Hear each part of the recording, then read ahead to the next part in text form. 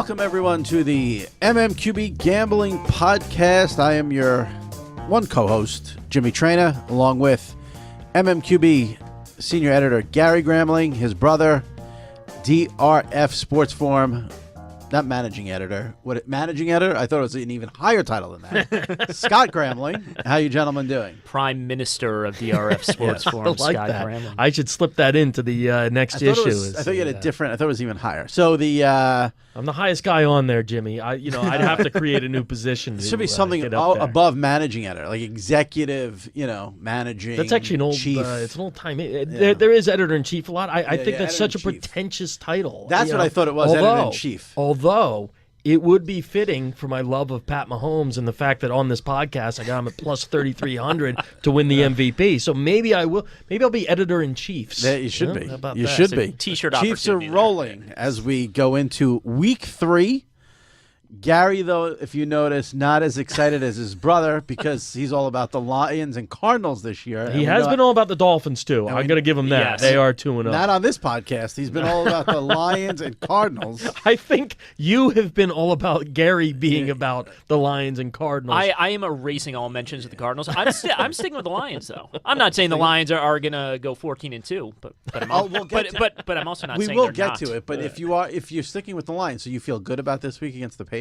As far as covering the spread, yes. All right. Oh, little teaser there for later in the show. People All are right. going to listen in now. So I was 2-2 with my best bets last week. What were you guys with your best bets last week? I thought it was a tough week last week. I only played 2 games. I played the Falcons and the Bears, so a couple of winners. 2-0 for Scott. You got to. That's why you're the managing editor-in-chief, executive officer. That's right. 5-1 on the year so far. So so far so good. And Gary, Jimmy, I had a great deal of fun last week, so I think that's what counts. That's no, 0-3. I'm a little bruised and battered, but that's all right. Plenty of time to go. Just like the Detroit Lions, plenty of time. we to got go. everything basically. We have a perfect 2-0, a 500 2-2, and an 0-3. We covered it last week. Like Scott last week. I don't love the board this week at all. I'm not sure I'm going to have much to say here, but we will roll through it and get you ready for week 3 in the NFL. Let's start with one of the better games of the day in Atlanta. The Falcons coming off a nice win against the Panthers, laying a field goal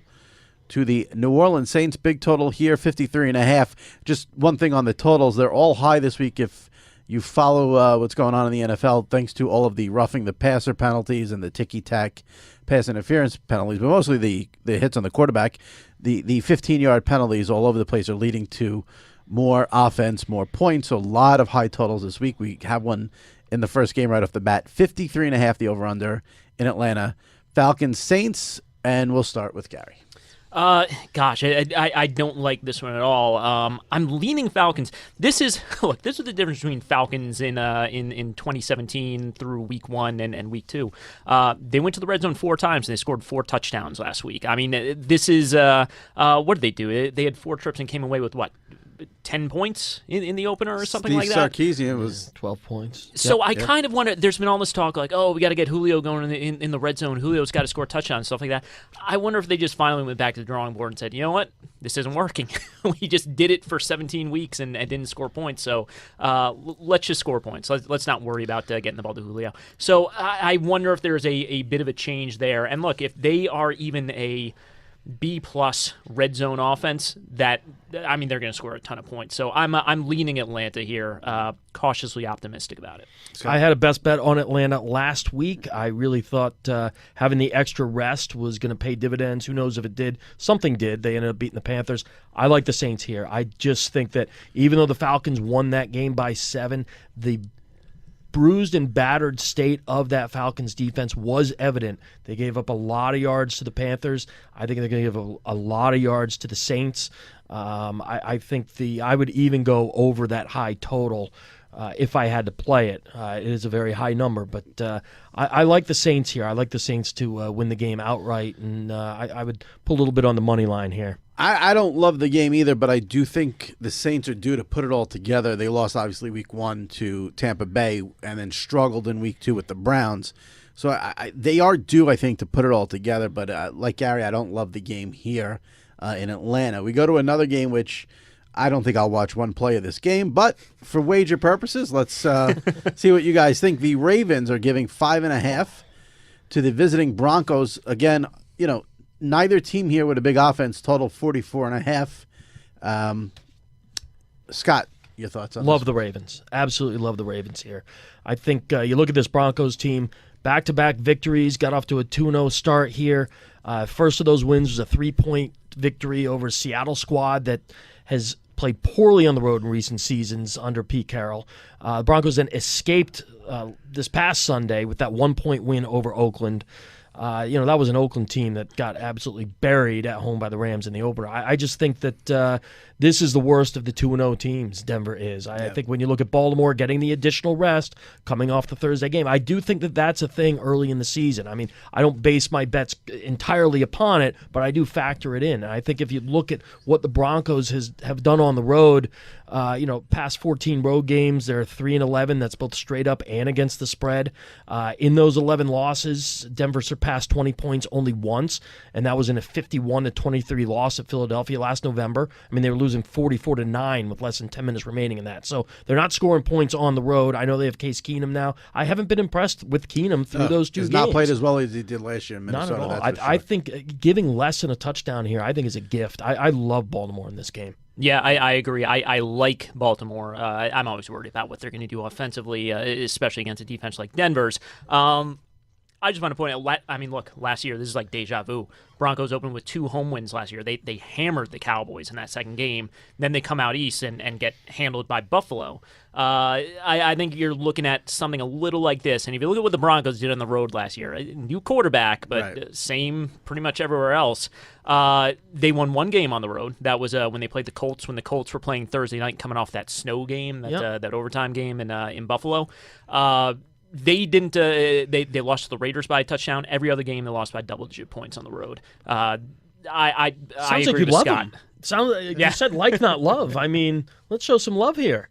Jimmy, Jimmy, you're going to watch this game now. I don't know about that. Let's not get crazy, but I will obviously be rooting for Denver if you both are picking Baltimore. Come on, Jimmy. I'm 5-1 this year. What are you doing? No, I mean, listen, everything you guys say makes sense. Denver on the road, always a different team. Keenum has not really done anything coming off last year. You thought maybe he'd keep it rolling. He hasn't. I can't disagree with anything you guys are saying on that game. Keenum kind of looks like a pumpkin right now. Yeah, he got it he done. does. Credit for getting it done, but he kind of looks like the old Case Keenum right He now. does. He does. Those receivers aren't great anymore either. Demarius Thomas is overrated. He drops a lot of passes. Better days have passed him by. Emmanuel Sanders is all right. I like No, Emmanuel Manny Sanders. Sanders is fine. Yeah. But I don't know. I right. think, and lack of a third receiver there. I love the Ravens. Here's a game I like. Carolina giving 3 at home to the Bengals, total 43.5. Listen, you have a very good team in Carolina, good defense at home, and they're only giving a field goal. I know people are on the Bengals bandwagon, it seems, maybe because they were on national TV on that, well, it was NFL Network only on that Thursday night where they beat up the Ravens. But the Panthers did not play badly. I watched a lot of that game last week against the Falcons. They moved the ball. Had a little trouble on defense, but I don't think that's going to be, you cover A.J. Green, and I think you'll be fine here. Mixon, a little banged up, which helps a lot. You're only laying a field goal at home with the Panthers. I like the Panthers a lot this week. Gary, your thoughts on this one? No, I'm with you on that. I'm always a little bit worried about that Panthers offense. Their offensive line they're signing guys off the street right now and plugging them right in. Cam is always a little bit streaky, but giving 3 at home to the Bengals. I mean, if you saw this line 3 weeks ago, you'd jump all over it. And the Mixon injury helps a lot, I think. Mm-hmm. Love the Panthers in this game. We got a 3-way agreement here. I know. Here's I'll throw one out for you. Ready? Panthers under Ron Rivera coming off a road loss, 20-3 against the spread. Wow. And the line's only 3 here. That's a big sample size too, Yeah, right? Going absolutely. back to the 2011 season. Yeah. I'm surprised. Look, They lost to a very, you loved the game last week. They lost to a very good Falcons team last week. No reason to jump off the Panther bandwagon. That wasn't a great spot for the Panthers in week 2. It definitely was not. This is a better spot. And look, I like the Bengals. Bengals and Panthers are 2 of my favorite over regular season win totals when we were talking before the season. But I think this is a tough spot, and I think this is one where the Panthers get it done. Even though the Bengals are coming off that extra rest, I just think there's too much in the Panthers' favor in this one. Now we go to a game, 2 teams trying to basically save their seasons, and I don't know where you go in this one. The Texans go home, first home game of the season, giving 6 points to the New York Giants, who basically have no offense except Dinkin and Duncan with Saquon Barkley. Total 42. Texans -6 against the Giants. Scott. I'm staying away from this game. I don't know what to expect. I think the line's about right. I think Texans by 6 is where it should be. If anything, I would play over 42. That's such a low number for this game. And I just feel like I know the Giants haven't showed anything so far, but a couple of tough spots to start against a very good Jaguars defense at home and then on the road against the Cowboys. I still think there's going to be some points in this game. I don't think it's going to be a Chiefs-type game, but 42 is a low number for this. I mean, this game could end up being 24-20, and that's over 42, and right. That feels to me like what this game is going to be. I guess if I had to pick it, I would take the Giants, but to me, this is a bit of a coin flip. The one game I did not watch one play of, there was only one game last week I didn't check in on once, and it was Houston, Tennessee. I mean, how did the Texans lose to the Titans last week? Fake punt.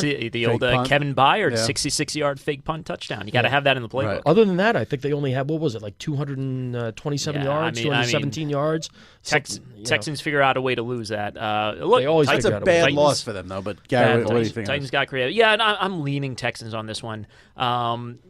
Don't feel great about it. I just feel like that Giants, look, that offensive line can't play right now. I'm not saying their Buffalo level's bad, and I think they're going to be, when we look back midseason, we'll say, okay, they got the chemistry down. They're going now. I just think they're a little bit too much of a mess right now. I think the Texans are closer to clicking than the Giants. I think this would be an interesting Week 10 matchup. But I just think the Texans are close right now. I'd go with the -6 here. Yeah, the line's a little high, but like Gary said, you really, if you're putting your money on the Giants with that offensive line against J.J. Watt and company, that's just a bad matchup for them this week. Maybe they fixed the problems they had against the Cowboys, but the problems they had against the Cowboys were severe. The line is going to get better, but I agree with you, Jimmy. Yeah. I think to expect it to get better this quickly in this spot is tough. Is not something where you can put your money. First home game, too, for the Texans. Yep. Deshaun Watson back, J.J. Watt back. Crowd should be, going crazy. The next game here, we have Jacksonville. Big win against the Patriots. They're giving 6.5 against the Titans, who I just mentioned. I guess the quarterback situation there still may be a little bit fuzzy, but the line is 6.5 right now. Obviously, Jacksonville, very impressive. Their first 2 games. You'd think they'd cover a touchdown here. Anybody disagree with that? Yeah, I would take the Titans if I had to pick this game. Yeah, I think this is one of those AFC South games. Jaguars were a solid team last year. I mean, they were a play away from making the Super Bowl. Titans beat them twice last year. Titans went down to Jacksonville and hammered them, 37-16. Then they beat them late in the season. Both teams really kind of wanted that game. I think it's going to be a close game. Would it be fair to say, though, would you throw out anything regarding last year with the Jaguars, just based on what you saw against the Patriots? They were pedal to the metal. The whole let's get conservative. That was thrown out the window.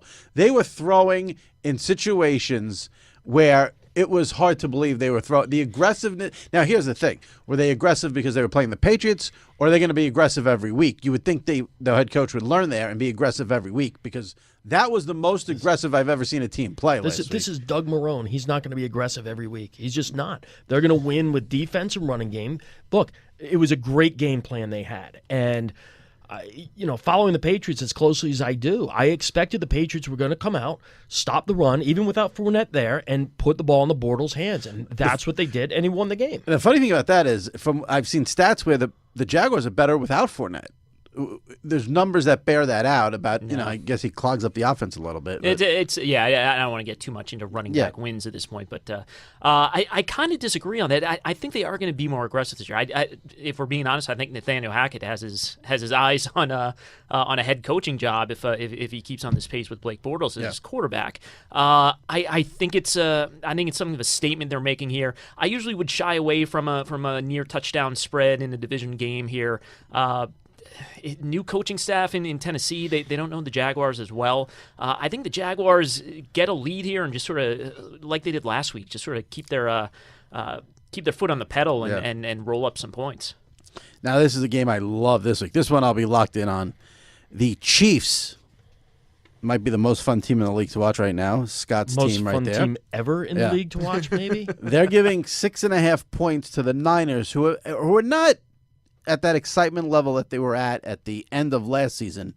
But I think things are starting to come around. Chiefs giving 6.5 at home to the Niners. Total here 55.5. Gary. Yeah, I like the Niners in this one, just just based on the laws of nature that Patrick Mahomes will at some point regress slightly. But I don't love him, and look, I don't know. This Niners defense is a lot. They play the same style that the Chargers play under Gus Bradley.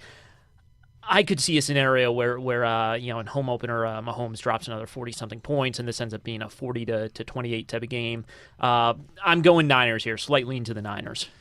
How many touchdowns does Mahomes throw this week, Scott? 5, 6, 7, 8. What do you got him at? Keep this going, week? Jimmy. Keep going. Keep going. I was disappointed that he had 3 in the first quarter, and then he only ended with 6. I Yeah. mean, what's that? He's on pace for 12. I thought he would get us 8 or 9 or something. But So you like the Chiefs this no, week? I don't love I don't love this game. I really do think that the 49ers will have a smarter game plan than what the Chargers and the Steelers have against this Chiefs. I think the Niners are going to control the ball. Do you know who well, I'm giving it away here, but the NFL leading rusher right now is Matt Breida. Yeah. And I think that I just think the 49ers approach is going to be not to get into a shootout with this team. And because of that, what I like most in this game is the under. I think under 55.5 is a smart play. I could see this. This feels to me like a 28-24 type of game. I think if I had to play it, I'm really right down the middle on it. I think it's the right number. If I had to play it, I would take the Niners and the points. I really think they're going to come up with a better game plan. Yeah, I can't wait to watch this game. I don't know, though, if I had to play it, I don't know where I'd go. I mean, 6.5 is It's a a little tough one to high. call, isn't it? It is. Listen, I'm at the point now where if the Chiefs go in there and it's, I could see a 38-21 final at Not this going to be point. surprised at all. But Yep. I do think the Niners are due to put it all together a little bit and cover 6.5. I mean, they had a good game last week, but they played a bad team. I'm talking. Hey, They had their chances in Minnesota too. I mean, let's be honest. Yes, they did not yes. cover the spread They there, yes. but they were impressive. It's a different type of Right. team in Minnesota. But I think San Francisco is a well-coached team. They're not going to hurt themselves, and I think because of that, I could see them playing with the Chiefs. Again, I would take the points. I just have a hunch they're going to have a good game plan, and they can run the football. And those are the types of teams that I think are going to keep it close against the Chiefs. Don't try and get in a shootout with this team. They have Mahomes. Our producer Harry's been chirping because his Dolphins are 2-0 after beating the Jets last week and basically calming down the entire city of New York and Sam Darnold. The 2-0 Dolphins at home welcome in the struggling Oakland Raiders and John Gruden. Line here, only 3, laying 3 with the Dolphins, total 44.5. I don't know how you make a case for Oakland here, but do either of you want to do that? I will. Go ahead. Yeah, I like the Raiders in this game. I don't love them, but if I had to pick, I would pick the Raiders with a decent amount of confidence. I just feel like what we saw out of Carr this past week was very encouraging. And now I don't put as much stock in the Denver defense as some of my co-hosts here, and especially the one I'm related to. But they're not a garbage defense. No. And I think when you see the fact that, Carr only threw 3 incompletions. Now, of course, they didn't score enough points to win, but I was encouraged by that outing. And sorry about that, Harry. He's kind of giving me the stink eye here, but now he's shrugging. So that's all right. I like the Raiders to win this one outright. I really do. I think when you have a tough loss like that, and it was a tough loss, then you have to go across the country, and the coach is being just killed left and right because of the Khalil Mack thing. I could see this being a long day for the Raiders. I think Miami wins this one big. Gary, what do you think? Yeah, I mean, I'm riding that Dolphins bandwagon. You keep on bringing up the Lions and the You have Cardinals.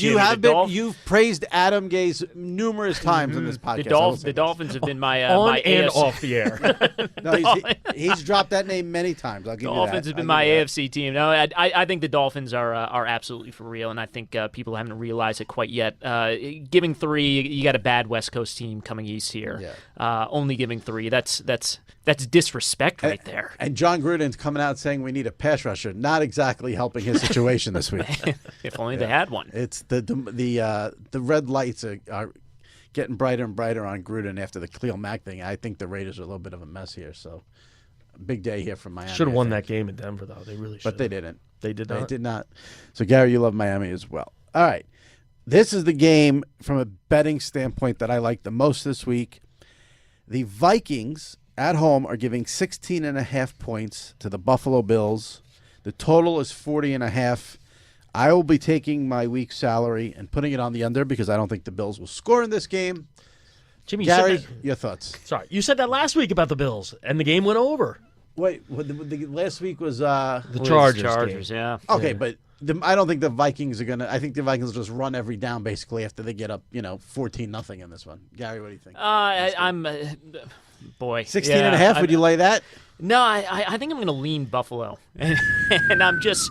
I don't know. I really don't have a great justification for it. I think the Vikings are ready to take half a bye week here. Yeah. I think they come out quick, and then Josh Allen rolls up some garbage time touchdowns against a shell defense. So Garbage time touchdowns plural yeah, no, they look. Josh Allen's going to be fine against that defense on the road against their shell defense in the second half. Once he turns a fair 31-0 halftime deficit into a 31-17 backdoor cover. And we all celebrate. So let's keep that 31. Let's keep that 31-7. 31-7. No, I'm leaning Bills, but no, I don't feel great about it. And after you go, Scott, by the way, I want to share a great factoid that I found. You can share the factoid. You want to share it now? Sure. This is better days for Bills fans back in 1992. Not a great instance though. So I was looking up. I saw the spread 16.5, and I was like, how many? I was just curious. I don't want to cut you off on the fact that were either of you surprised the line was that high? Because I was a little surprised it was that high in a week 3 game. I thought it'd be 14. Yeah. Okay. No. I mean, anytime you see bigger than 14, it's a little bit of a surprise. But All right, go ahead with the Bills back in 1992 were 16.5-point favorites in back-to-back games and lost both of them straight up. Wow. Which I just found let's get some fascinating. money line numbers Yeah. on that. Wow. Those were those feast or famine Bills teams for sure. Was that the Jim Kelly, Thurman Those- yeah, Thomas, they- Andre they- Reed, look, and yeah. they lost back to back? That's why they were 16.5-point favorites after losing the game as 16.5-point favorites. Scott, you got anything on this one? I just think 16.5 is way too many points to be giving to an NFL team, but the Bills have yet to show they're an NFL team, so I would lean to the Vikings here. I don't think you can give enough points. This is as tough a spot. I mean, playing in Minnesota, they're going to get out early. They play tough at home. I don't see the Bills sticking with them. If the Bills score more than 10 points, it would be one of the most shocking events of my lifetime. I'll just But say Jimmy, that. but the game flow is going to dictate that. I mean, we saw against the Chargers, right? That game was over at halftime, and then they're kind of Especially around. That ends up Devontae there's 51 Davis. points Right, scored in but that the game. Chargers are not the Vikings, and hear you. that game's in Buffalo. This game's in Minnesota. Josh Allen, first road game. But what I'm saying is, you're almost if you're betting under 42, you almost don't want it to be, 21-0 at halftime. No, I think because you get a feel little, like, final score 28-3, 28-6. I know. I just can't. 31-6. It's so hard to stomach sitting there rooting for the under when the under is that low. It's fine with me. It's, look, your reasoning is absolutely sound. It's just such a low number. I think it's the lowest one of the week. Anyway, we go to now Philly. Bad loss last week in Tampa Bay, but they are giving a 6.5 now that Carson Wentz will be back and playing in this one. They welcome in the Colts. Total 47.5, another high one. Eagles minus 6.5 at home against the Colts. Scott? I would take the Eagles if I had to play it here. I don't have much to say on this game. I don't love the game. I still think, even though with Wentz back, the Eagles have some issues that they have to solve with injuries on the offensive side of the ball. So I was a little surprised the number was under 7, I have to be honest. I felt like this was felt like a 7.5 or 8 game to me, and I think because of that, because it's on the lower side of 7, Philly coming off the loss maybe too. I would lay the points. Gary? Yeah, I don't know. I think the Eagles are in a bit of trouble here. Wentz coming back, but who's he got? Who's he have Jordan to throw Matthews. to right now?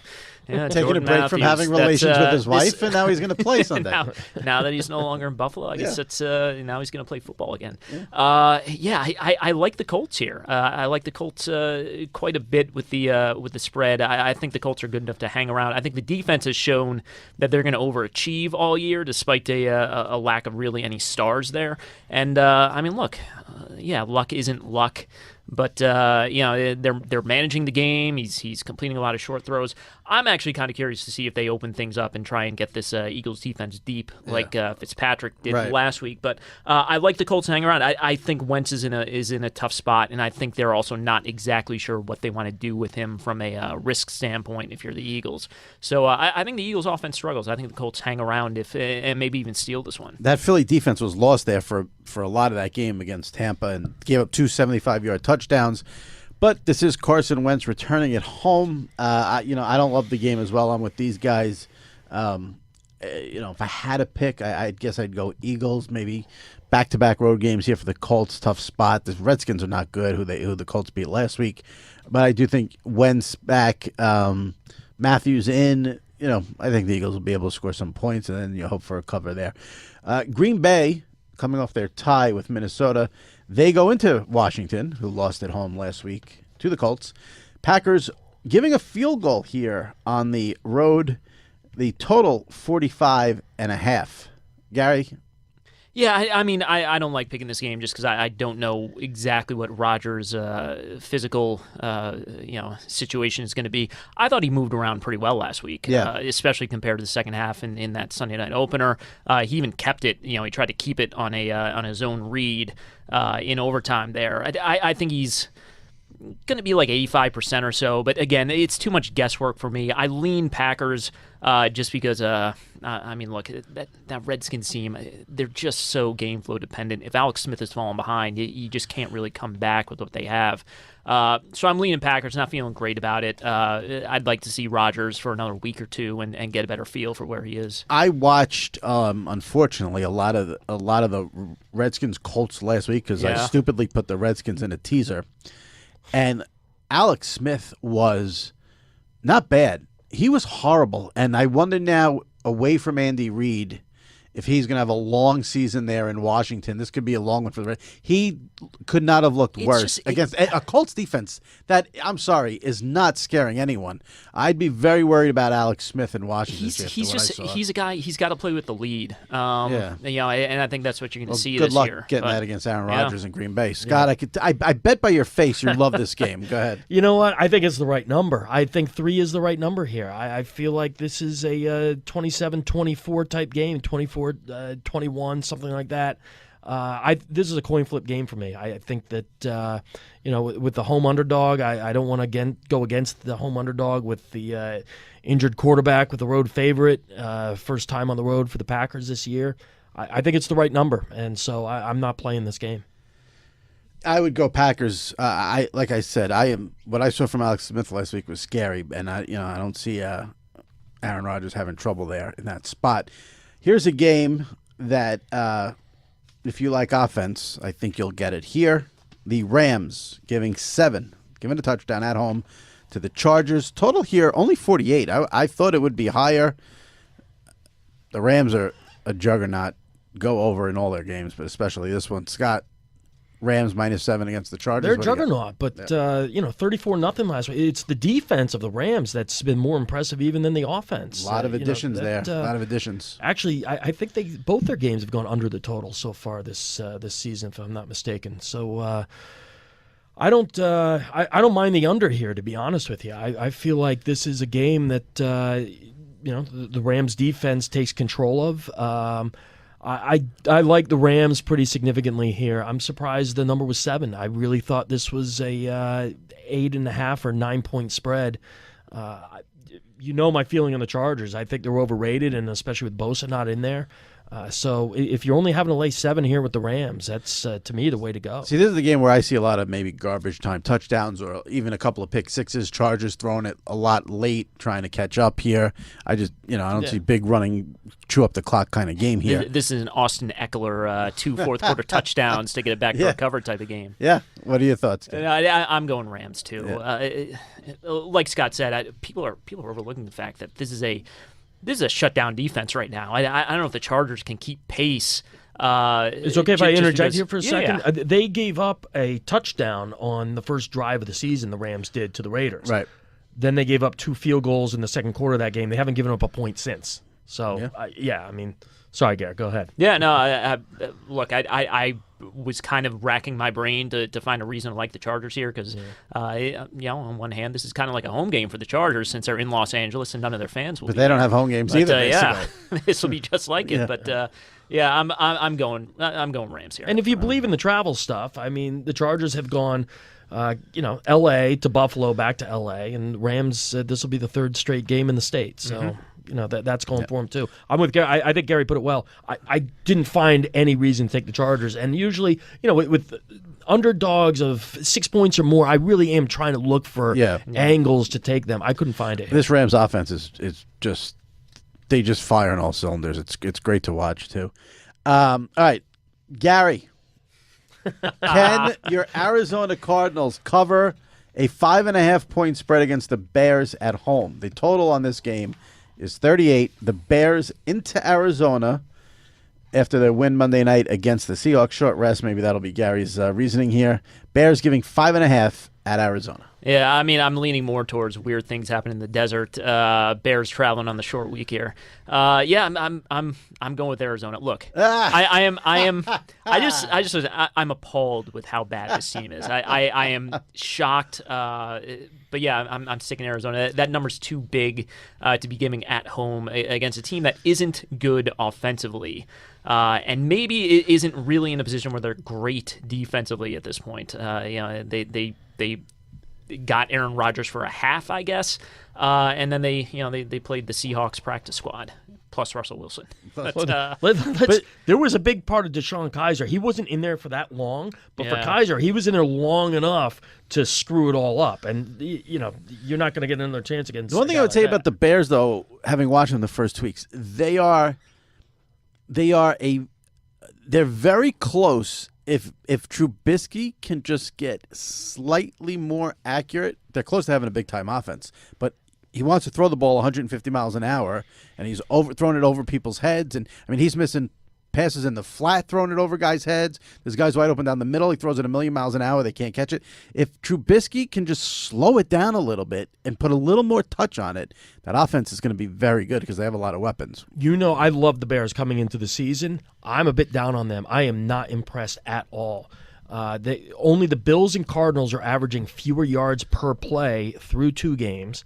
And I thought on the telecast, I think it was Witten, made a great point that look how comfortable Trubisky is in the plays that are scripted at the start, and then he's all over the place. I am not impressed with him at all. I think he's got a ways to go. I think he can be a decent quarterback in this league, but he has a ways to go.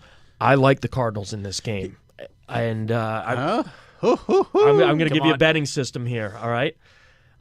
Teams coming off back-to-back games where they scored fewer than 10 points, 14-3 against the spread since the start of 2014.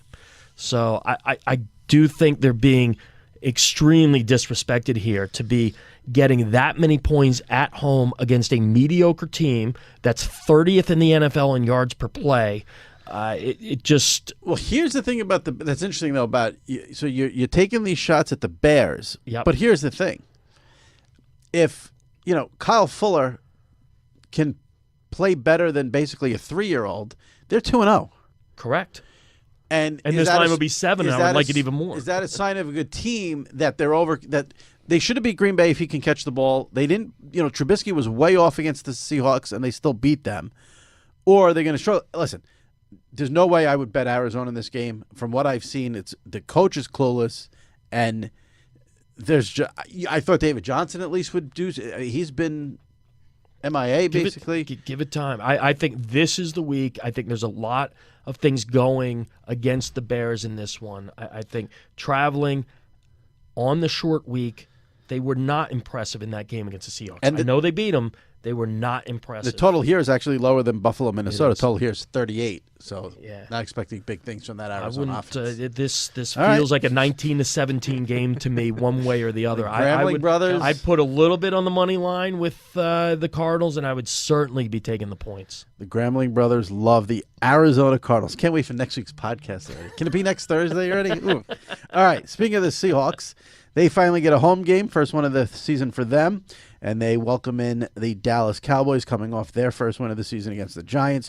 Seahawks giving 1.5 at home to the Cowboys, total 41.5. And you can tell the glory days of the Seahawks home field advantage is out the window when they're only given 1.5 at home. They used to have that dominating home field advantage. 1.5 is the spread, total 41.5, Dallas, Seattle. Gary. If you're ever going to pick a scoreless tie in a September game, this might be it. I'm going with Seattle based solely on the fact that I think this one just turns on who is, and pardon the language here, but who is going to pull a big play out of their butt. I think the Russell. Women and children. I was going to say, should put the explicit warning at the beginning of the show. I think look at what the Cowboys did last week against the Giants, against a pretty mediocre Giants offense. They got that big 64-yard touchdown to Davon Austin, and then just kind of did nothing after that because they just don't have a whole lot of options. I think it's more likely Russell Wilson makes that type of play or play or two, despite what he's being asked to do by the new offense coordinator there in Seattle. And I think that that has me leaning Seattle a little bit. Plus, all the Pete Carroll trends at home, 11-2 against the spread in home games in September, sort of lean the Seahawks way. Scott? Yep, that is 11-2 against the spread. Pete Carroll in home games in September, and if I'm not mistaken, I think it's 2-12 September road games. So this is a much different team at home. I feel like it's a pick'em game at 1.5. Essentially, I like Seattle here. I think that. I'm not impressed by the Cowboys through their first two games. I think their issues are real. I think they're very one-dimensional offensively. And, as good as they were defensively against the Giants, that had as much to do with the Giants as it did the Cowboys. So I like Seattle in this spot. This is another one, low total, where I actually like the under 41.5. I just don't think either of these offenses are any good. Seattle at home, usually the defense plays better there, but not a game I love by any stretch. And that I think that's the main Sunday 4:25 game. It is. Ooh, that's a good nap right there. There's your Sunday 4:30 nap. It's the Seahawks this year are going to be what the Dolphins were last year. Remember the Dolphins had all those primetime games. Yeah. That's going to. Actually, Chargers Rams is at 4:00. That's the game to watch there. That's a 4:05. The other one's at 4:25. I'm not sure what we're going to get here in the local market. Yeah. We'll go now Sunday night. Very intriguing game. The Patriots go into Detroit, and New England doesn't usually lose two in a row, but they're coming off a loss, and they face their old defensive coordinator, Matt Patricia, who is struggling big time with the Lions. New England -6.5 at Detroit. Big total here, 53.5. Gary, you're the Lions guy, so we'll let you make the case. I am. That's what my business card says. Look, I thought what I saw from the Lions last week was quite encouraging. After that opener, and you heard all the rumors of players griping, and this is new coaching staff and stuff like that. You just kind of wonder if they were going to go to San Francisco and just lay down and get blown out, and the season would be lost. They played hard in that game. They came back. They almost came all the way back. I mean, if they don't get a holding penalty away from the ball on that one interception of Garoppolo late, the Lions get their win, and I am celebrating all week long. But plus 6.5. Look, Patriots still shorthanded. You're not going to see a huge role for Josh Gordon here. Obviously, both teams are going to know each other fairly well. I'm leaning Lions here. I think they, at the very least, this comes down to like a final possession type of game. I 6.5 on the road, even with the Patriots, is a lot. But I cannot see Bill Belichick losing two in a row with one of them coming to this garbage team. So the Patriots to me are a prime teaser team this week. Just got to find out who to hook them up with. Maybe the Jaguars at home. Scott, what do you think about this game? Patriots given 6.5 in Detroit Sunday night. I'd have to take the Patriots here. You just feel like Belichick is going to be well prepared for this game. He's not going to get outcoached by Matt Patricia. I'm not sure if anybody in this room is going to get outcoached by Matt Patricia if given the chance. Yeah. That includes you, Harry. But yeah, I would lay the 6.5. I would obviously have more trouble doing it if it was 7.5. I feel like laying less than a touchdown in this spot against this Lions team that did play better week 2. They're not nearly as bad as they were week 1. But Patriots coming off a loss, I just feel like they're going to be well prepared. Belichick coming off a loss and then facing one of his old guys who he knows it's. Yeah, that tough spot for the Lions. It is a tough spot for the Lions. They needed that game in San Fran. They really did, and they didn't get it. And then Monday night, now this is a game I would have, before the season, said, oh, this is a rough one. But now, all of a sudden, this is a must-watch game. You have the Steelers, who are a complete and utter mess right now. Antonio Brown saying stupid stuff on Twitter. Le'Veon Bell still not there. Ben Roethlisberger's in Stormy Daniels' book. Who knows what's going on in Pittsburgh? They are actually favorites, though, giving 1.5 to Ryan Fitzpatrick. What else needs to be said besides Ryan Fitzpatrick? The total here, 53.5 on Monday night. Scott, what is going on in this game? A lot of scoring. I like the over in this game, to be honest with you. I really think there's going to be a lot of scoring in this game. I think the Steelers end up pulling it out here. They have been very solid on the road. 11-1-1 straight up over its past 13 regular season road games. I think they're going to end up prevailing in this kind of high-scoring affair. I think Steelers will be in the mid-30s, Buccaneers somewhere in the high 20s. I just feel like the Steelers put enough together in this spot here. A couple of really strange games earlier, right? Sloppy, rainy, windy game for Pittsburgh in the opener against Cleveland. They had that game sealed up, and they fumbled the ball a couple times late. The game against the Chiefs. 5 turnovers in total in the game, I think. Yeah, six giveaways, and then they had 1 takeaway. Yeah. Right, and they still don't lose the game, but they didn't win the game. And the Chiefs, I mean, who can beat the Chiefs? They got Pat Mahomes under center. So I think the Steelers win this game, but I think it'll be a good game. I don't think by any stretch that Fitzpatrick's going to fall on his face here. I still think he's going to put up numbers, but it's a banged-up secondary right now for Tampa. Hargraves went out with the season-ending injury. Grimes hasn't even played yet. Right. I'm not sure if he's going to be ready to go on this one. Groin injury. I just think that the Steelers are going to find a way. Even with all the mess and the drama that's going on, Connor can carry the ball decently. Smith-Schuster has really established himself as potentially a top 12 wide receiver in this league. I like Pittsburgh. Yeah, I like Pittsburgh too for a lot of the reasons Scott just mentioned. I'd also throw out they're dealing with a little bit of a known quantity. Dirk Cutter offense, Ryan Fitzpatrick at quarterback. I think they were caught off guard quite a bit by Mahomes last week, probably because they don't subscribe to this podcast, which is an enormous mistake. But I do want to mention one stat with Ryan Fitzpatrick. I am working on the spreadsheet right now to drill this down a little bit deeper. Jenny Vrentis had mentioned this on the mmqb podcast with Robert Breer earlier this week as sort of a Fitzpatrick theory, but Fitzpatrick played in cold weather cities. That's when he tended to, he had those late season fades. For his career, I don't know what the forecast is going to be exactly for Monday night, but temperature over 80 degrees, he has a career 115 rating. Temperature under 40 degrees, a career 76.6 rating. Well, it won't be under 40. So you're in good shape there. I was going to say, so probably going to be closer to the 80 degrees, but he'll be better this year once it gets cold because that beard is very, very bearded now. He used to be just moderately bearded. Sparsely bearded. I have to say, the Grambling brothers has surprised me a little. I thought at least one of you would get on the Bucs bandwagon, but neither one of you seem to be jumping on. No, the country seems to be jumping on. The defense is banged up. That's the problem for me. I thought one of you would be on it and give me like the Fitzpatrick's for real, this team's for real, but neither either of you bought in yet? It's There's a only Yeah. so many bandwagons of bad teams that Gary can be on, so I don't know. Listen, I got the super Doppler radar going, and I'm going to project out these weather stats here with Fitzpatrick, and I might sing a different tune. I don't know. next week. If I had to bet this, I might go Tampa Bay. I just think Pittsburgh is such a mess right now, and I think it might be one of those seasons for the Steelers where it just never comes together for them. Connor is not Le'Veon Bell. No. Roethlisberger has not been good at all.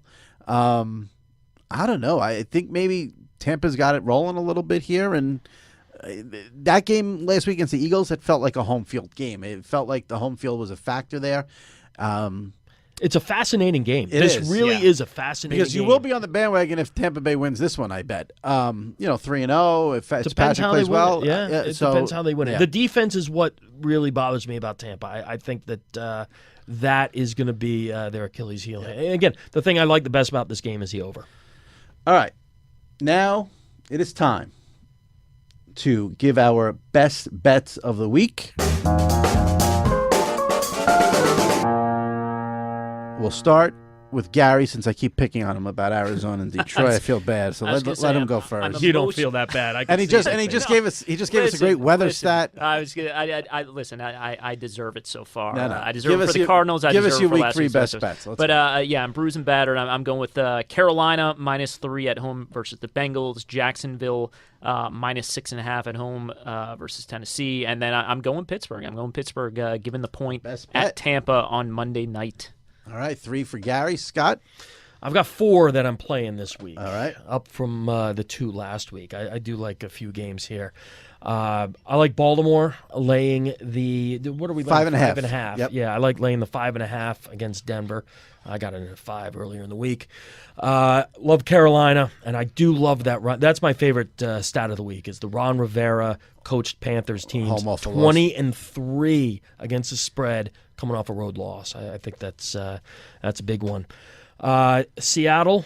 I like Seattle essentially straight up laying 1.5 against Dallas. I think they get things right against what I think is a below average team.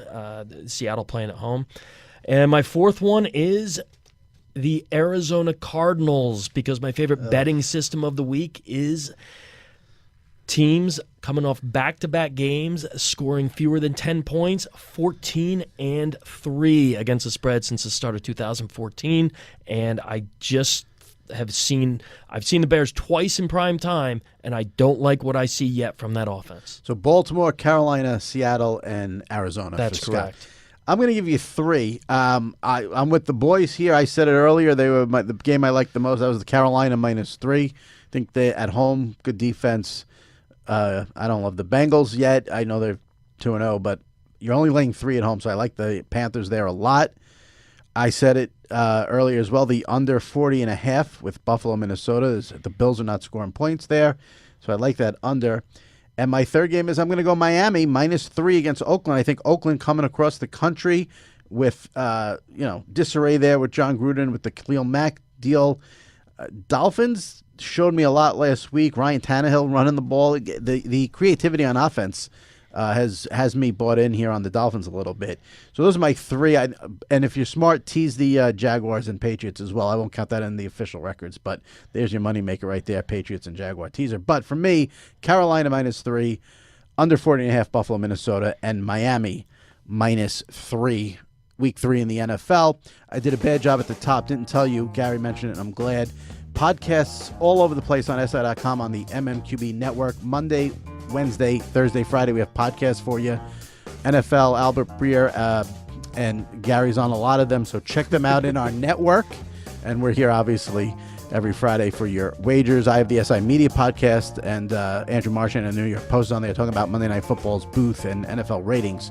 So if you're a full football fan, check that out after you listen to this one.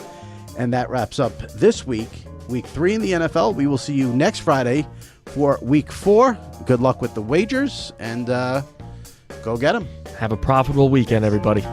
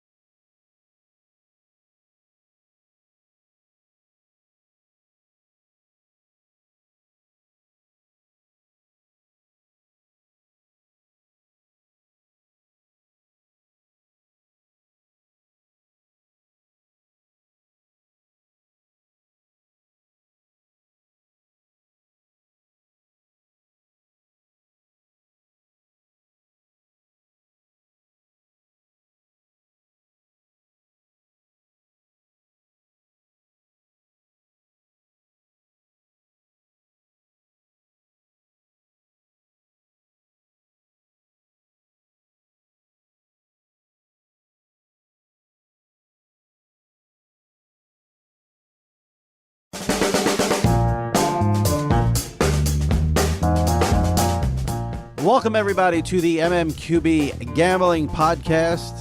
I am your host. Not really a host, I'm a co-host, but I have to intro, so I'll say host. Jimmy Traina, with my co-hosts, senior editor of mmqb, Gary Gramling, his brother, managing editor of the DRF Sports Forum, Scott Gramling, week 2 in the NFL. I went 2-1-1 in my best bets last week. Gentlemen, how'd you guys do? 3-1 for me, and Gare? 2-2. We Steven. all, look, I mean, you always have to throw the caveats in. We all had the Giants, right? And if they just, what were they, about a foot short of that 2-point conversion, would have covered or would have pushed. We got it at 3. And this is a gambling podcast, so we got to stick to the lines and all that. But NFL coaches still have no clue about when to go for 2 points. There was no way they should have went for 2 there. We're so angry about that, Jimmy. Because if you missed the 2, you're down 5. Jacksonville comes down, kicks a field goal. Now you're down 8. You have to get a touchdown and 2 points. Just kick the extra point. Go down 4. There's 10 minutes left in the game. NFL coach is still clueless with the 2-point. I would have gone for 2. But I wouldn't have handed the ball to the guy who was out of breath after just running 80 yards or whatever it was for. I know it was an 80-yard touchdown, but the amount of yards he ran to get into the end zone, I don't think you just hand it to the guy in the 2-point conversion. Anyway, cost me from a perfect week, but hey, we're moving on. So I had winners with the Rams and Bears. Push with the Broncos. Lost the Giants. What were your picks, Scott? I had the Rams, Panthers. And as half Chiefs. the free world knows, I loved the Chiefs. And Gary, what did you have last week? Oh gosh, let's get the Cardinals out of the way and never speak of it again. I had the Panthers and the I lost the Giants too. I had the Panthers as a winner, and who was my other one? That was Giants. The Rams. Sorry, yes, the Rams. Yep. If you go back into the archives, Gary, the 2 teams Gary was on in the preseason were Arizona and Detroit. But we'll skip that. We'll get right to the week 2 lines. I'm jumping off one bandwagon, and it's not the Lions. All right. Sticking with the Lions for now. That's a tease for the show. Speaking of the show, this is the mmqb Gambling Podcast. We're here every Friday. mmqb, though, their feed has podcasts every day of the week, except for Tuesday. You can check them out on themmqb.com, Apple, Stitcher, Spotify, wherever you listen to podcasts. So check out all of the NFL podcasts we have on SI.com throughout the week. And I, of course, have the SI Media Podcast every Thursday. This week's guest is Gus Johnson, and it was a very good interview, so check all that out. They're all very good interviews. You do a great job. They're not all good. They're not all good. I rarely come away like, that was really good. Gus was really good, I have to say. You pull some good guests, Jimmy. I try. You pull some good I guests. try. So Who doesn't love talking to this guy? So podcasts all over SI.com. Gary's on a bunch of them, and probably on all of them talking about the Cardinal Lion NFC title game that he expects this season. Monday morning, I was just softly weeping about the Cardinals. All right, week 1 in the books. Week 2 is here, and this is, I think, always the trickiest week of the betting season. Because you said that last week, Jimmy. No. Week 1, you like to lay low to see what the teams are doing. Week 2, though, is all about the overreaction to week 1. The false confidence, yes. And you throw out everything you thought before week 1, all based on what you saw last week. No, we throw out everything that Gary thought before week 1, and the rest of us move on. I will mention Arizona and Detroit about 5,000 times in the next 40 minutes. All right, let's get it going. Week 2 in the NFL, we started off with the Redskins. Blasted Gary's Arizona Cardinals last week, giving 6 points at home to the Colts. Big total here, 47.5. Gary, I'll let you get it rolling since I keep teasing you about Arizona and Detroit. Washington -6 versus Indy. Yeah, not crazy about this one. I'm curious to see the game flow here. I mean, Alex Smith is a game flow dependent quarterback. If they have to play from behind at any point, they're going to be in some trouble. I mean, look, the Colts aren't a defensive juggernaut, but you put Andrew Luck out there against what's an interesting but sort of mismatched Redskins defense, I'd say. I wouldn't be surprised if the Colts jumped, maybe 10 points in the first quarter type of thing. I could see that scenario. Like I said, I'm not crazy about it, but with the 6-point spread, I'll take the Colts and the points. And Adrian Peterson, reborn in Washington after week 1. There's an overreaction people I think are going to have. Scott, I'm sorry. What are your thoughts? I'm glad we're starting with this game. I thought this was the hardest game on the card to pick. I'm not sure which way it'll go. Therefore, I will take the points. Don't love it. It's a game I'm staying away from. I think there's still too much uncertainty because of the amount of turnover for both teams in the offseason, and I do count Andrew Luck as turnover. I know he's been their quarterback for several years, but because he didn't play last year, let's see if he's for. That was kind of a fluky game a little bit to a degree with the Bengals last week. So I'm taking a wait-and-see approach with these two teams, staying away from it. If I had to take it, I'd take the Colts because of the points. The line here is high with 6, but I thought the Colts were one of the worst teams in football before the season started. On our podcast, which you can find in the archives where we did over-unders for the season, I said under 7.5 even if Andrew Luck is healthy. So I think the Redskins win the game, whether they cover. Like you guys, I don't know about the line. 6 is high, but I don't think the Colts are very good at all. So let's go on to the second game, and it's one of the better games of the week. Carolina, big win against the Cowboys at home last week. They visit the Falcons. Falcons at home giving 5.5, total 44.5. Scott, what do you got? Love the Falcons. I absolutely love the Falcons in this one. Falcons, this is a head-to-head series that has been dominated by the home team in recent seasons, and you look at the Falcons and what they've done against the Panthers, 8-2 at home in the last 10 between these division rivals. 7 of those 8 victories have been by 7 or more points, so I'm not afraid of laying the points here. That includes victories by 15 and by 12 the last 2 seasons. I know I was all over the Panthers last week, and I was all over the Panthers last week because of the matchup, because the weakness of the Panthers is their secondary. We talked about it on the show last week. Dallas did not have the personnel to hurt the Panthers where they're most weak, which is in the secondary. Atlanta does. Julio Jones, last 6 games against the Panthers, has averaged 137.3 receiving yards. I think this is a case where the Falcons will hurt the weakness of the Panthers, which is the secondary. I think the Falcons look so bad in the Thursday night opener offensively. I think there's going to be some overreaction there to them. And I just think that having the extra 3 days to rest is going to be a key here. Now, I think naysayers might say Deion Jones is out, Keanu Neal is out. The defense is still fast, and I don't think Carolina has the kind of offense that can hurt Atlanta's defense. Atlanta's defense is still solid, not as solid as it was going into the season because they lost those 2 guys, but I love this game. I love the Panthers laying the points, and The Falcons. I'm sorry. I love the Falcons laying the points against the Panthers. Thanks for correcting me there. And I just think it's a great pick, and I also do like when it all matches up. Taking in week 2, an 0-1 team going against a 1-0 team, and this matches up here. Falcons are the better team. They perform better at home in recent years against the Panthers. There's just so many reasons to back the Falcons in this one. Gary? Yeah, I actually I had the Falcons until Deion Jones went down. I switched over to the Panthers. So you're gonna say I had the Falcons until I just heard all that. Now I'm switching over. No. I'm going Carolina here. Those injuries terrify me. Deion Jones and Keanu Neal. I mean, that is essentially the heart of your defense, especially your run defense with the undersized defensive line they have there. Panthers want to run the ball. We'll see. I mean, it was a lot of bells and whistles with the option game in week 1, and once that stuff's on tape, it becomes less effective. But yeah, on top of that, look, I think Matt Ryan is going to be fine. I think Thursday night was an aberration there, but I don't know. I don't know if they're ready to pick it up right now.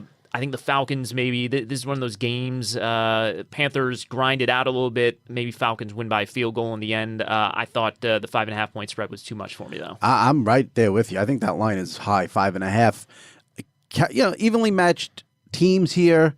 Would I bet this game? You'll have to wait for the best bets, but I love getting 5.5 with a good Carolina team. And I'm at the point now where I might bet against the Falcons just based on their offensive coordinator because Steve Sarkisian is completely lost now in the red zone. He had a year to fix it and didn't fix it, as we saw in the opener against the Eagles. You guys are going to regret this. I'm just telling you. No, I didn't say I was betting it. Right. I'm just saying. No, you're going to regret not betting it the way that you should be betting. Story of my life. I was just saying, the 2 guys the Falcons have replacing Jones and Neal, I mean, they are incredibly small. They're sub-package all the time now. Panthers want to go big. They want to try and ram it down your throat. So we'll big. see. Yeah. That's a tall order for Duke Riley and DeMonte Casey, who's a 180-pound strong safety. All right, next game on the board. I don't know if our producer extraordinaire Harry can play the trumpets.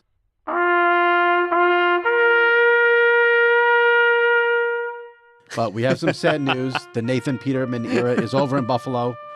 And Josh Allen will get the start. It might just be on hiatus. I mean, we thought it was over after the first half of the Chargers game last year. It was over before it started, believe me. It should have been over after 5 interceptions in the first half last year against the Chargers on the road. Let's be honest. So Allen gets the start in Buffalo. The Bills are getting 7.5 points from the visiting Chargers as they come across the country after getting spanked by the Chiefs. Total in this one is 43.5. Gary. Yeah, I'm going Chargers in this one. They were all right when they had to come east last year in those early games. I mean, they. I want to pull it up real quick. Of course. The one thing about coming, the one thing is, I think that used to be a bigger factor than it is because now, I mean, these guys are on planes that you can't even, or hotels basically. The travel isn't that bad. Teams do a much much better job managing it than they used to do. And I've been to the league office where they build the schedule and they have all these signs all over the room about body clock and stuff like that. They came east. They beat the Giants for their first one last year. They hung with the Patriots. That was my favorite play of the year was Travis Benjamin running a punt into the end zone for a safety, which ended up costing them the cover in that game. And they took Jacksonville to overtime in a game that they botched on the special teams again because that's what the Chargers do. In the end, look, I like Josh Allen as a prospect. I think he might be a superstar in 5 years.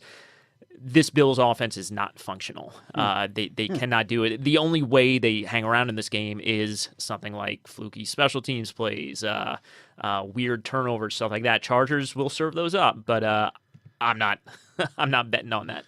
The Chargers played so poorly last week, and I mentioned it last week. Once again, Joey Bosa out. If they were playing a real team, that might concern me, but it is the Buffalo Bills and a rookie quarterback who I don't love as a prospect. But Scott, what do you got on this one? Yeah, I don't like either side of this game. If I had to take it, I would take the Bills. It's just too many points to be laying on the road with a team I don't think is that good. And I won't go back into it. I went into it last week with the Chargers, and a mediocre team laying more than a touchdown on the road against any NFL team. And jury's still out on whether the Bills are an NFL team, but they do qualify as one at the moment. So. Staying away. If I had to take it, I'll take the Bills. Total here, maybe it's me. Let's know what you guys think. 43.5 seems high for a team like Buffalo, which you don't expect to score many points at all. I mean, yes, I did say Bosa's out, but even how many points are the Bills going to put up this week?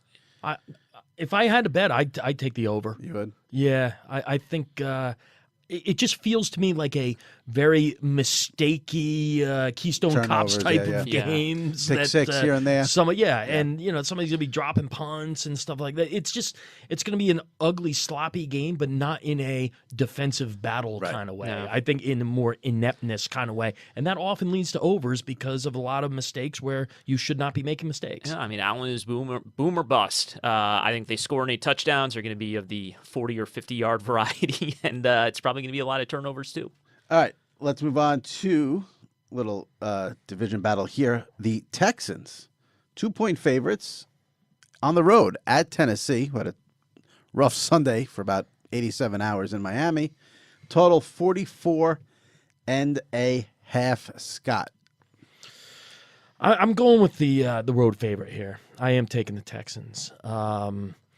It just, what a horrible first week for the Titans. I don't want to, I really try and stop myself from overreacting to the first week, but, not a lot of positives to take away from that game. And I just think when you look at the Texans and the kind of upside they have, I feel like, they've had the Titans' number in recent years, 11-3 against the spread in games played against Tennessee since the start of 2011.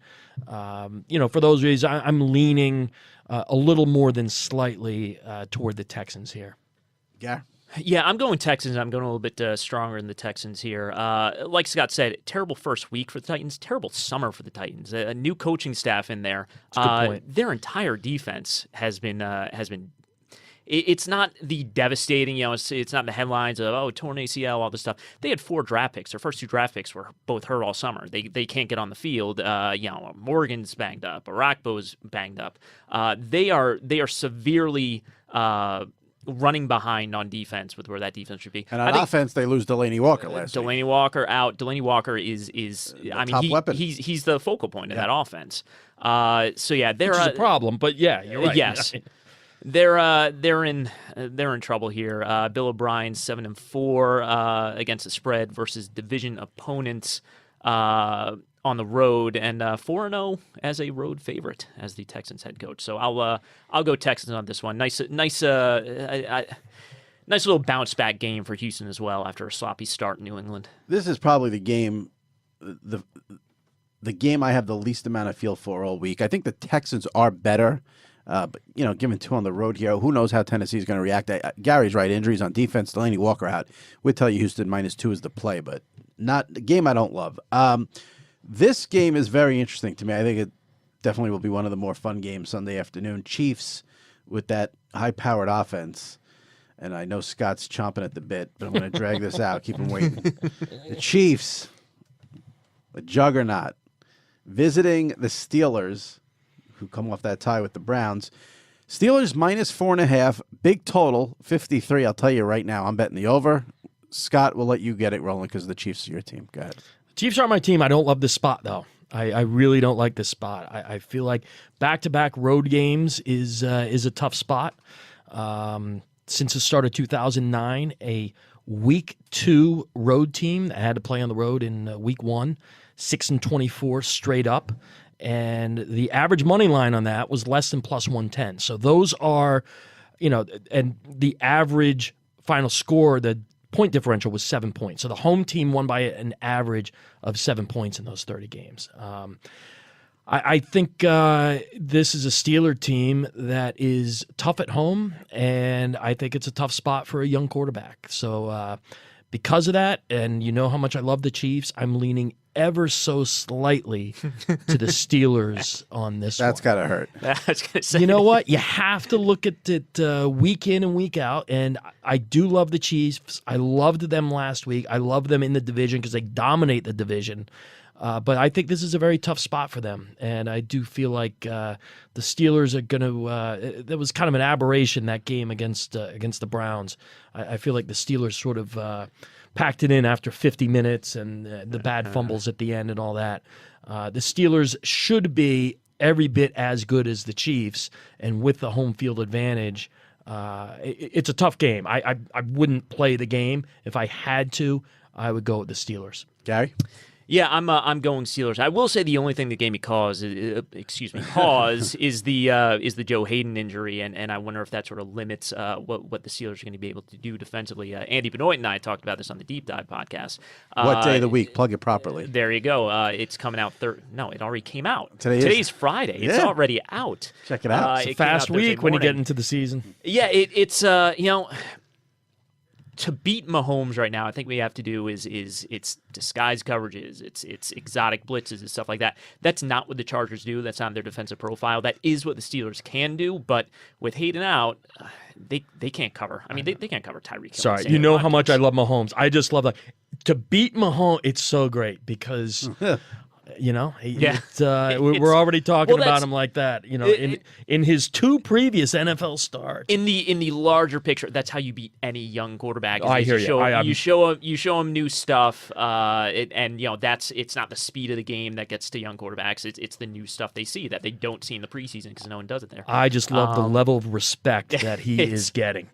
I don't have my Mahomes jersey yet, but it'll be soon. No, and I mean, you guys remember last year after Ben threw the 5 picks against Jacksonville, and everyone said Ben's done. Ben was not done. Right. If you didn't follow the rest of the season after that. Look, it's going to be a beautiful day in Pittsburgh. Steelers are going to roll up points here.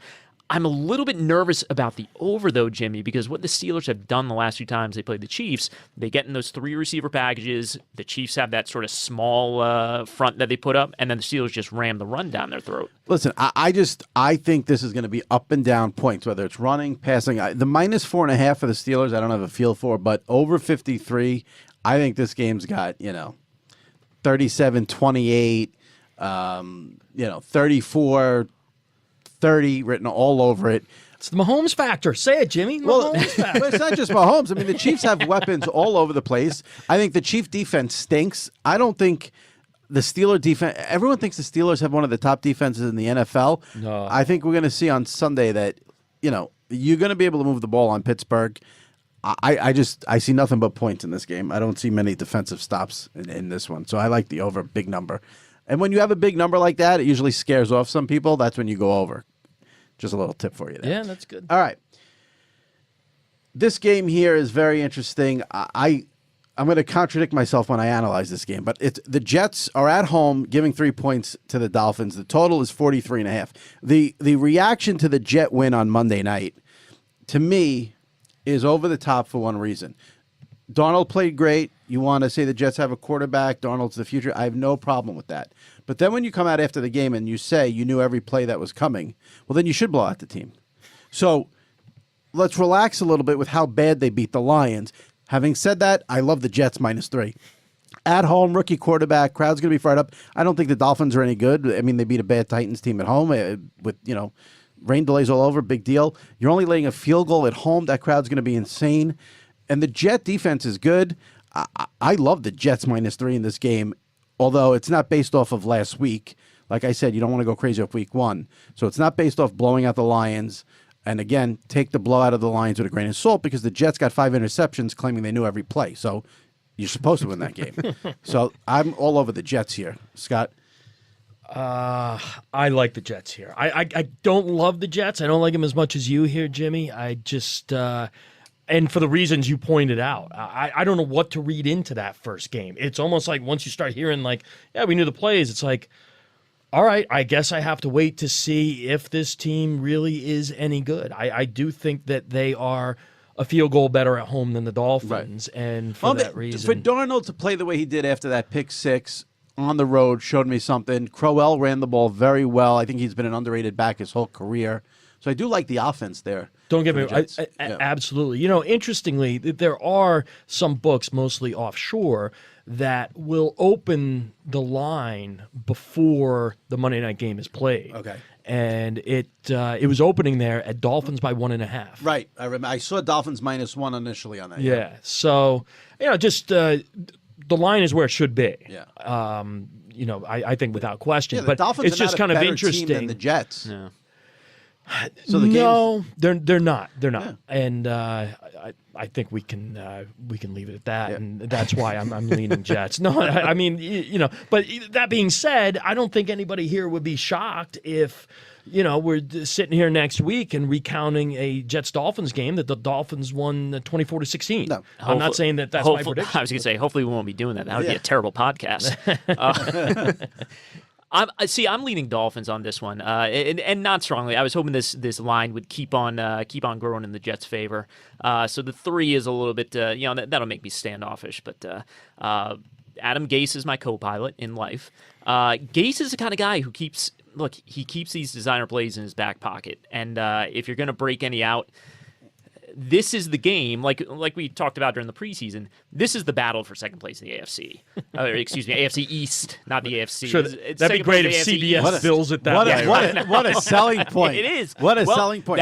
That's why we're doing a podcast about it next week. The Bills, the division's so bad. We know the Patriots going to win, and the Bills are so shitty. Here's the game of the week to determine second place. But these really are in the AFC. These are 2 wild card contenders. Right. So if you're Miami, you can steal this game on the road. Look, game and a half lead over the Jets. You're going to get him in Miami later. I think Gase is going to keep some stuff in his back pocket and break it out this week. But like I said, I wish it just crawled to 3.5, 4, 4.5, something like that. That would be a little much. I like how you say Gase has these plays. His quarterback is still Ryan Tannehill. Just remember that. It is. I'll just say this. My favorite Gase play was, you remember when they almost upset the Seahawks a couple of years ago early in the season? Yeah, in Seattle. I think it was the opener, actually. It was week 1. It was. Gase ran this play for Kenny Stills that he had run variations of it over the course of his career. It was literally a play that he probably had in his back pocket for years and was going to break it out at a big moment, and he broke it out. Comes wide open, no one's near Kenny Stills, and he drops the ball. And what would have been a game-winning touchdown. And this would be a big moment in second place in the AFC. This would. You never forget a game like this. We've talked too much about Jets Dolphins. I've already forgotten about it. All right, here we go. This will be a week 2 overreaction game for sure. The Eagles giving 3. into Tampa Bay. Fitzpatrick has the total in this game and now at 44. Gary Gramley, what's going on here? I actually, I hated this game. I'm leaning Bucks only because I think Foles is. I think it's part Foles is a pumpkin again. I don't want to overstate that. I think he's still he's fine. He's fine. They just don't have weapons right now. Bucks are better defensively. I know they gave up a lot of points last week in what was relative garbage time against obviously what's a very good offense. I think the Bucks hang around in this one though. As we see, I mean Fitzpatrick is. I'm actually. Some research scientists should create the quarterback playmaker scale, and it's going to be the Rodgers-Peterman scale. On one end you have Rodgers, the other end you have Peterman. These are the guys, the total boom or bust guys. Fitzpatrick obviously leans more Peterman for the most part, but like we saw last week, good Ryan Fitzpatrick, it can put up a ton of points. So I'm leaning Bucks. I'm not crazy about this. I think there's too much volatility on both sides here. Scott? I don't know, Gary, how you can say the Eagles don't have weapons in the passing game. Didn't Nelson Aguilar have like 22 catches for 24 yards in the season opener? I mean, it was something. I've never seen a passing game that's 2 yards in a cloud of dust, but that's what it was. I'm leaning slightly to the Eagles here. I just don't believe in the Bucks. I don't know what happened. I can't explain what happened week one, but. Yeah, I normally look. I like road dogs early in the season. I cannot pull the trigger on the Bucks here, and I do think that the extra time, having the extra few days off, does make a difference. And I don't love the Eagles, but that's who I would If we would have done this podcast 2 weeks ago, yep, and you would have seen Eagles -3 at Tampa Bay, you'd be all over it, all over it.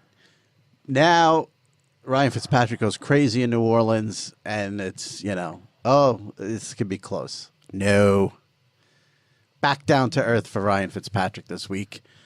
24-6 Eagles. So you like the under there, huh? I don't think the Bucks are going to score. The 48 points last week, you said it perfectly. Cannot be explained. Correct. No, listen, Mike Evans is a big-time receiver. Deshaun Jackson. They have weapons, but I feel like Gary disrespected the Eagles in his little summation there. Yeah, maybe the offense is this. The Eagles won the Super Bowl. They came out week one. Everyone was all over Atlanta. They came out, won that game. And I don't see them getting tripped up in Tampa Bay against Ryan Fitzpatrick. That's just me. I love this next game, not from a betting standpoint, but just to see what happens since we just talked about the Bucks. We go right into New Orleans. They get back-to-back home games to start the season. Saints giving 8.5 to the undefeated Cleveland Browns. Total here through the roof, 49. Scott, your thoughts on this AFC, NFC battle? Yeah, I like a big bounce-back game from the Saints. They're the far better team, and Jimmy, I'll kind of play off what you were just saying. If, sitting here, 7 days ago, 8 days ago, and you said week 2 you'd be laying less than double digits with the Saints at home against the Browns. Do you like it? Yeah, I like it a lot. And if you can't explain it from a Buccaneers perspective, you can't explain what happened from a Saints perspective, you can explain that they dropped 40 points on a below-average defense, and the Browns were also below average defense, although Myles Garrett did look good in that swampy wind and rain. He looked very good. I like the Saints here. I just think you can't be afraid of the number, and you can't overreact to week one. It's just not that many points for a team that was considered top 5 going into the season against a team that was considered bottom 5 going into the season. And it's not like the Browns really showed you a ton. I don't know about the bottom 5. That bandwagon got filled up with the total went to 6.5 for the I think from my perspective, they're bottom 5. Well, that's all that matters, right, Jimmy? I mean, let's be honest. That is true. But I do think, like you said, if you saw that line 2 weeks ago, you're salivating basically with the Saints at home, not even giving 10. Sure, Gary, what do you got? Oh, I love the Saints in this one. If you ask the Saints defense as a team, what was the easiest game you had last year? It was when they went to Buffalo and faced Tyrod Taylor. They just said, we're going to keep him in the pocket, make him beat us that way. He couldn't do it. That was of course 47-10, and you know why Bills got that 10. Nathan Peterman leading the touchdown drive. That was What, did someone drop a pick and a deflection? No, everybody left the that's building. I was going to say that's what got him to start the following week against Chargers. But this is the thing with the Browns. You kind of wondered, okay, new quarterback Tyrod is getting the start. Are they going to roll out some wacky option type stuff or something creative with Tyrod? They didn't. They had some creative stuff in the passing game, but they built the offense for Baker Mayfield clearly, and now. Why don't they play Baker Mayfield? That's another conversation about the questionable decision making of the of the people running the Cleveland Browns. But they don't have an offense that can beat the Saints defense. They're going to play it the same way the Bills played it a year ago, where they're going to try and win the turnover margin by such a great gap that you can get a 6-1 turnover advantage and then tie a team at home. Is Drew Brees going to throw 4 interceptions in this game? I guess that's a possibility, and then I could see the Browns hanging around. But if this line was 18.5, I'd still be intrigued by the Saints. Bold statement. I'll just say this: I'm gonna go real hardcore X's and O's football analysis here. Nice. I will not bet this game. If I had to bet it, I'd bet the Browns only because everybody and their mother, like these two gentlemen, are betting the Saints and love the Saints. Gary's laying 18.5, so that means bet the Browns. All right, let's move on. Take the Browns in the 18.5, yeah. And then take the 8.5 too. Yeah. Everyone in America will bet the Saints on Sunday, so you know what that means. The Rams, coming off their Monday night victory in Oakland, laying 13. This is the biggest line of the week for all the people still in survivor pools after the Saints eliminated most human beings. Rams minus 13 at home against Gary's Super Bowl team, the Arizona Cardinals. The total is 45.5. We'll let Gary start with his Arizona team. I just want to clarify on this for anyone who's listening for the first time here. Lions were my dark horse Super Bowl team, and I thought the Cardinals were gonna blow away their 4.5 win total. I am kind of rethinking that, but I am going Cardinals. I'm going Cardinals in this one as sticking around. Look, division opponents, Rams coming off the late Monday nighter. I could see in your face you're struggling to even come up to the reasons why to pick the. I will say, and we're going to talk about the Lions in a little bit, but the Cardinals I thought were the most disappointing team of Week 1. They didn't show up, and that is terrifying with the new coach there and all that. So I fear for my Cardinals win total life there. But division opponents, Rams playing the late Monday game. I think the Cardinals can stick around in this one. That's the nicest thing I can say about them. So that's why I'm taking the 13 I have points. a feeling if they don't stick around, we'll never hear you pick the Cardinals the rest of the season. I'm taking the points here too. I don't have a ton to say on this. I just think it's a lot of points. Team coming off the late Monday night game, and I think there's some Week 1 overreaction a little bit to the spread here. I think that when you look at the way these teams, divisional rivals. I just think they're going to play a relatively tight game, not a 3-point game, but certainly a 7 or 10 point game is too many points. The Rams are basically put up 50 here, but I'll get to that when we get to best bets. All right, here's one. We'll go right back to Gary's adopted teams this year. Mm-hmm. San Francisco 49ers, Jimmy G, rough Week 1 against the Vikings, -6 at home to the Lions. Total here, 47.5. Hopefully the Lions will not be letting Jimmy G know which players are coming. Gary? I was going to say, Matthew Stafford, that's what it was with the plays. Matthew Stafford has some tells at the line of scrimmage. That's how the Jets caught on there. Let's see if the 49ers will they fix that this week? But, Matt Patricia get his pencil out of his ear and fix the play calls? Yeah, that pencil on the laminated play sheet will have all the answers. In all seriousness, 6 is big. 6, a little bit of a large 6 is a line. big number. I'm going Detroit in this one. I'm going to tamp down the confidence in my Detroit Lions at this point, but I'm going Detroit in this one. When it comes down to it, 49ers banged up on offense. Jimmy was fine. He was not Jimmy of last year. He's missing a little bit high and wide a little bit. So we'll see. You know, right side of that line is banged up. Let's see if Marquise Goodwin is back. They're still figuring things out at running back. But I just want to point out, Lions, even though the Jets knew their plays, that was a 17-17 game 5 minutes into the third quarter. It fell apart when they had to start forcing the ball down the field, and then it turned into interceptions, and then it was Matt Castle time, and et cetera. But yeah, I'm going with Lions. The definition of a silver lining. Scott, what do you got on this game? I'm taking the Lions as well. I'm don't love it. Kind of like it. I'm sort of in between there. I think it's too many points. I don't think the Lions are as bad as they showed. And I just don't think at this point the 49ers should be favored by that many points. Let's see them, kind of in that role. So, don't love it. Kind of like it. And I do think the Lions are significantly better than they showed, which I know isn't saying much, but it is saying much when you're playing against 49ers and getting that much points. Thanks for backing me up, brother. Yeah, I hesitated to do so, but I got to go with you on that one.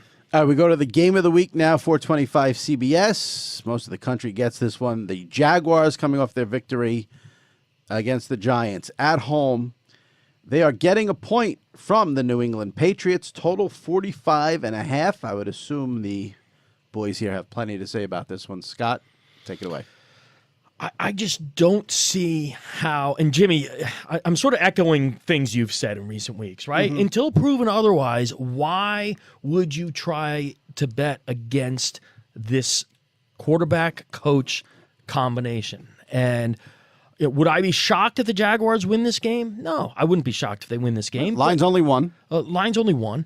But, I mean, you just look at what's happened in recent history, and I don't see any reason to believe strongly enough that the Patriots aren't going to find a way to win this game. If you want, some recent history numbers to back it up against AFC South opponents in the last 21 games against AFC South opponents, they're 21-0. Wow. Straight up. 14-7 against the spread. Straight up is even more relevant in this one because it's pretty much a pick 'em game. I just think that you look at the Patriots, they're better on the road than they are at home, if you can believe that, but it is true. I mean, they're 11-1 straight up, 9-3 against the spread away from home against AFC teams since the start of 16. There's just so many things pointing in that direction, and what's on the field as well. I just feel like they're going to stop the running game, and they're going to put the ball in Bortles' hands. They did it in the AFC title game last year, and the Jaguars could have and in some ways should have won that game. But I think they're going to take their chances with it again, and I think you'll see Bortles, he's not going to have the game of his life, and I think he did in the AFC title game, and they still didn't win it. So for all those reasons, yeah, I'm taking the Patriots here. I wouldn't bet this game. I'm going to watch it. I'm going to enjoy it. I wouldn't bet it. The one thing I would say is I know I did this. I think last week in picking the Giants, I think I underestimated and disrespected the Jaguar defense a little bit. The Jaguar defense is very good. That was a crummy day out, too, though. Yeah. But that defense is legit. They played totally really well.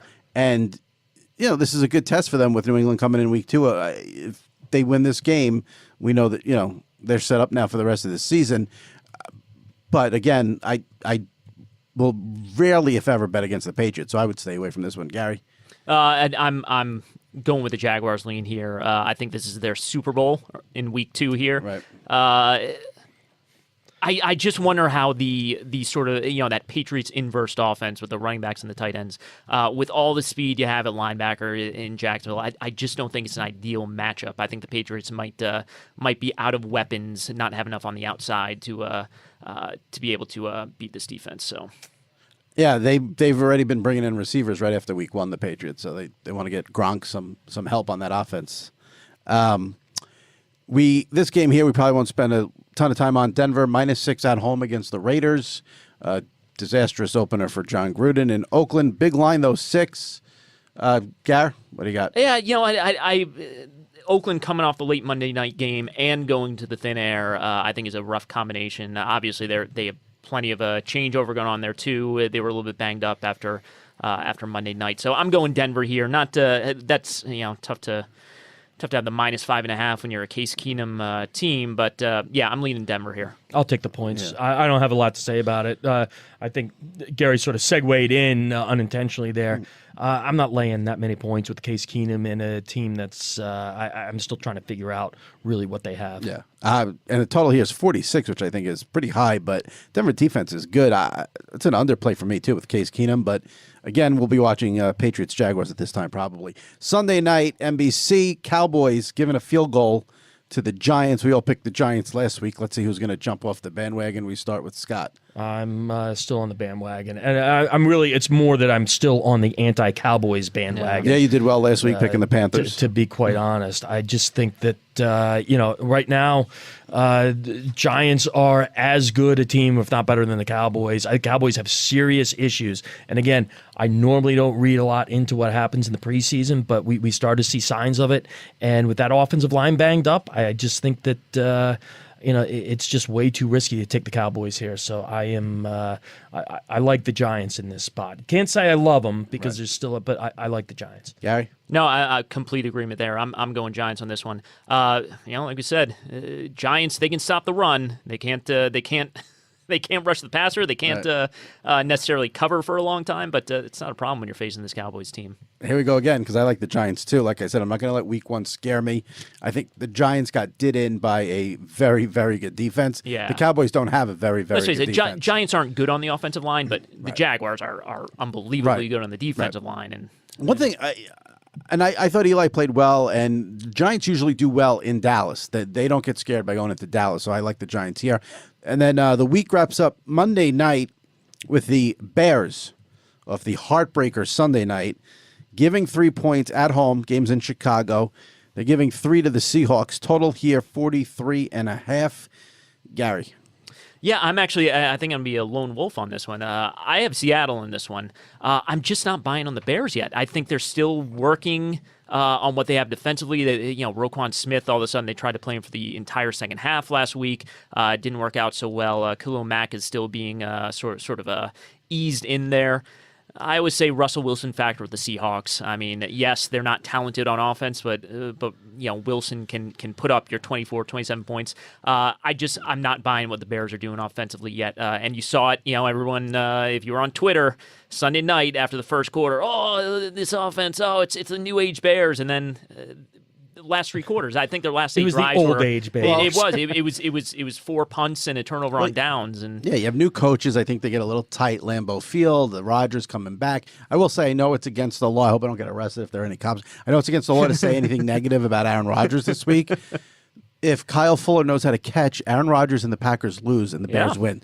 To me, that game became about Aaron Rodgers. It was not. That game was about Kyle Fuller losing the game for the Bears. Bears should have won. I love the Bears this week. I think at home, the fans should be fired up. Khalil Mack is there now. Trubisky did not play well in the second half. I agreed. I think, this is a home road thing for me. If they were on the road this week, the Bears, I'd be nervous. I think at home, though, it helps them tremendously. And they should be 1-0 if their DB did not basically give the game away. Scott? You knew the moment that happened that the game was over. No doubt about it. Absolutely. And it's, you're right. I love the Bears here. I really do. And it's also, look, it's as much as I'm down on the Seahawks. And, I threw it out earlier that 6-24 record. I mentioned earlier when I was talking about the Chiefs and the Seahawks, too, are back-to-back road games to start. Not a great road team to begin with. Pete Carroll, 2-11-1 against the spread in September games on the road. So I really do like the Bears a lot here. I think that it's a good matchup for them. I think it's a very weak defense for Seattle, and I think the Bears are going to win this one quite handily. Now, before we get to our best bets, the one game we did not talk about this week is the Packers, because they're at home with the Vikings going into Lambeau. As of this taping, the Rodgers injury, we don't know if he's playing, not playing. There's no definitive word. I think he's playing. I've had sources tell me he's going to play. I'll just say this. Whether he plays or not, I'm picking the Vikings. Again, the Bears should have won that game last week. I was not impressed with the Packers. I think they're very limited on offense. I don't think their defense is great. I think the Vikings are the real deal. So whether he plays or not, I would bet the Vikings in this game. What do you guys thoughts on this one? We don't know what's going on, but Yeah, I was going to say, if Rodgers plays, I just wouldn't touch the game. I don't know what's going on with him. If he plays, I don't think he's going to be 100%. I think the Right. Vikings are the better team. I think we talked about in the preseason. I think that I don't know if the Packers are a top 25 NFL team from player number 2 to player number 53. I agree. And because of that, I like the Vikings here. I mean, yeah, we have to see what the line is, but I think talking about it now, yeah, Vikings. all right, Gary, how many best bets do you have here in week 2 of the NFL? So I got 3. I got the Saints. Sometimes it's that easy. I have the Steelers and I have the Texans. All right, So Saints minus 8.5, Texans minus 2. -2 at Tennessee, and then Steelers minus, what do we have it at? -4.5. 4.5. Yeah, 4.5. -4.5 at home against the Chiefs. So 3 favorites for Gary. Scott, your best bets. Love the Falcons, and I love the Bears. I would say that those are the ones I'm most confident about. So Falcons minus 5.5 at home against Carolina, and the Bears minus 3 at home against the Seahawks.